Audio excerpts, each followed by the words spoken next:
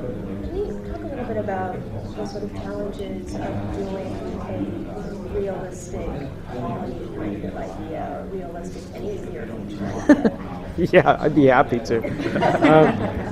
It is extremely complex to do a show of this nature. Our pilot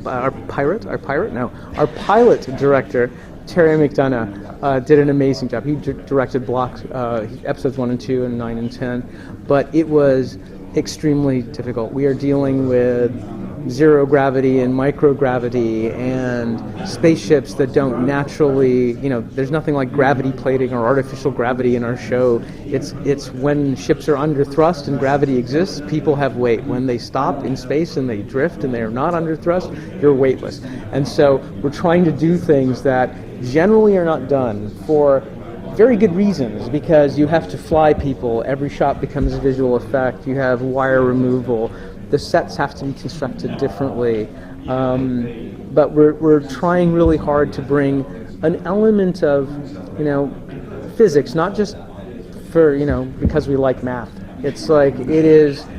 Although I used to be an engineer, so I do like math. But it's like it has more to do with expressing the show in realistic terms, or as realistic as you can get in drama, of people, human beings who have come out into space, who live under different conditions of gravity, whose bodies are affected by these things, and as their bodies are affected by these things, they're culturally affected by these things. The people who live on a space station in reduced gravity, who live out there for most of their lives, cannot go back to Earth under normal gravity and breathe and walk and do these things. So what's happening is the physical reality of space and living away from Earth has changed them relative to Earth, and this is now creating stresses and conflicts socially, economically, politically between these places. And so humanity is starting to sort of kind of break apart and factionalize and tribalize once again in a different way.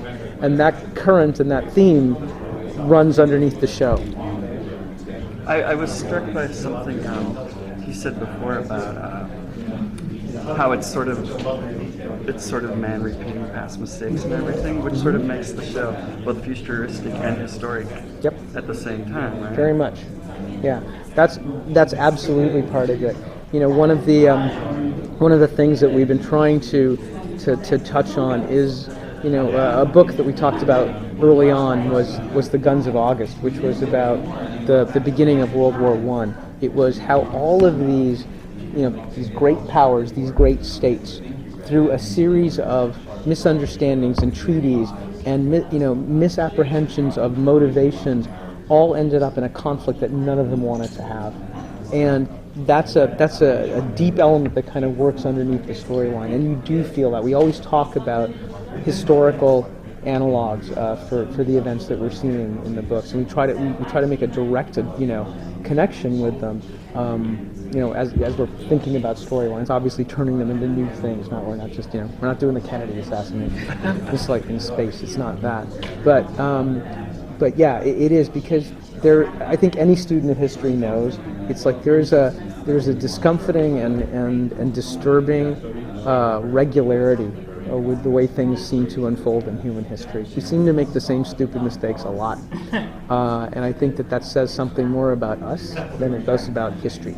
And clearly, you don't think this, but I'm going to ask it anyway. Is there a certain point where you think TV is going to be oversaturated with genre programming? Well, it's a very good question. I think you could certainly make that case, especially with superhero dramas right now. It feels like there's too many of them. Superhero too hard?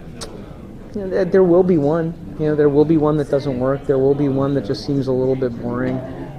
What I like about The Expanse is that there aren't superheroes in it. But I noticed you did a superhero genre under the bus. I'm not throwing it under the bus at all.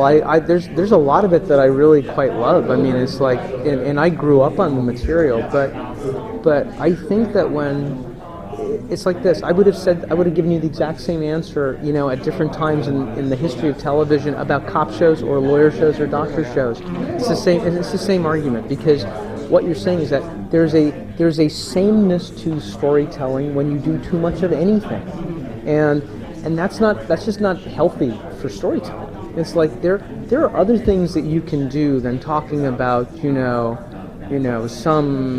some person who discovers they have powers and must struggle with responsibility and whether they can use it for good or ill. It's like it's the same fucking story. I shouldn't say it was. Generally, actually has a lot more diversity in it. That's I'm sorry. What was that? Science fiction as a general have a lot more diversity than many other things. Great science fiction has tackled a massive number of stories and topics and philosophies and it's a big, beautiful, wonderful genre which I have loved since I was a kid, and I did a lot of years of cop shows myself, and one of the reasons after I was done with CSI, it was I really wanted to get back into genre because it allows you to explore things that you can't do, and it's not. I'm fond of saying that it's not a subset of things. It's a superset of things. It's that within the scope of a science fiction show, you can do a police drama or a legal show or a medical show. All of these things exist in these places. What makes it difficult and different than doing a period drama, because it's not quite the same as a period drama, is you have to envision everything as the way it might be.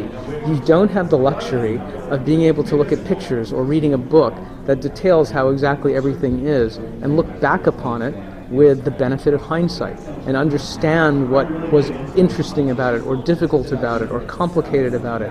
You have to both project it forward and then analyze it and then understand it and then realize it dramatically. It's a different problem. And to be fair, though, the science fiction question, though, I mean, we actually want to thank sci-fi for bringing science fiction back to TV because there's actually been a dearth of it. Right, So I don't think space-based, we're- especially. Yeah, I don't think we're in any risk of I- saturating at this I point. agree- This is I- like we've I got agree with that. Dark, I we've agree with got that. Expanse, Yep. We've got Killjoys. It's fantastic. Well, and that actually is what I love about the new regime at Sci-Fi. They've made a concerted effort to say this is the kind of show that should be on our air. I think there are too many zombie shows on television. Okay? I still watch Walking Dead every week. You said that you have a background in engineering. Does that Yeah. make doing the science fiction part interesting or different, or do you guys have experts you call in for stuff?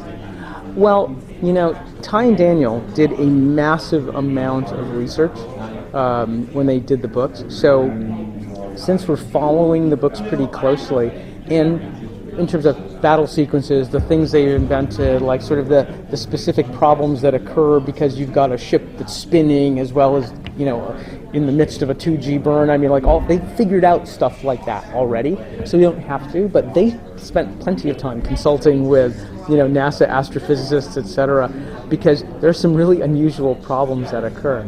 But, look, we're also, the other question that comes up is, where's all the technology in the show? Where's the damn singularity? It's like hundreds of years later. It's like, and Ty and Daniel always go, the technology's there.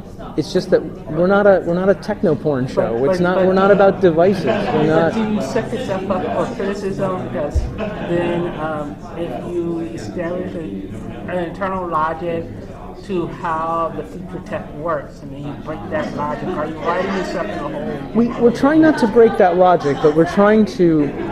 The logical underpinnings of the world are slightly different. It's like what we've set up is a world in which artificial existence exists, in which people have been probably genetically engineered to some extent for disease resistance and radiation resistance and muscle growth, acceleration.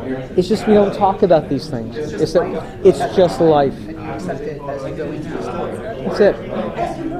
And then I want to ask you the unpopular diversity question. Let me just follow this for 1 second. It's like, think of it this way. It's like you get into a car and you go, this internal combustion engine is extremely efficient.